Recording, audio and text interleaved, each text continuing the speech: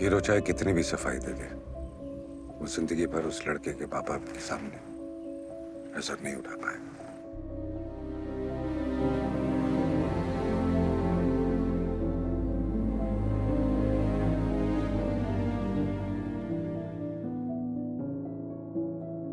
कोई किनारा नहीं है, इस आसमान का अब कोई सितारा नहीं है, किसी से नजरें मिला नहीं सकता, मेरे मंदिर में शायद अब कोई भगवान नहीं है।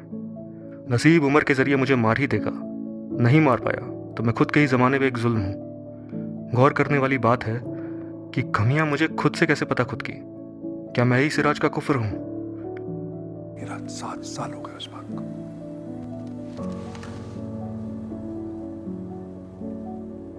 मैं उसकी माँ हूँ महेश। 7 क्या 700 साल भी बीत जाए ना तो भी मैं कुछ भूलने वाली नहीं। मेरी गलतियां शायद से मुझे सोने नहीं देंगी। परिवार है पर उनसे नजरें नहीं मिला सकता। खामका वक्त भी खामोश है। कोई भी पहल करूं अब इस जिंदगी में रिश्ते नहीं बचा सकता। तकदीर से बिस्तर कंबल के साथ मिला, मगर मुझे तो चीजों की कदर ही नहीं थी। हल्का सा खुद से प्यार था पर बेहिसाब बेईमानी मेरी नीयत में थी। देखो, तसल्ली से सब में कमियां निकाल सकता हूं, क्योंकि खुद में शायद कोई किरदार बचा ही नहीं है। बहुत सारे रिश्ते तो हैं पर अब कोई ठिकाना नहीं है। इस मंदिर में अब कोई भगवान नहीं है।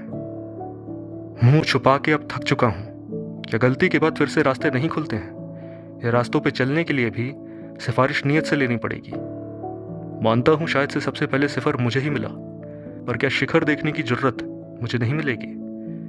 एक अंधेरा है चारों तरफ जो मन के गलियारों से मुझे ही थप्पड़ मार के जाता है। रोता हूं तो चीख सुनाई नहीं देती, तड़पता हूं तो नजरें घूरती हैं मुझे।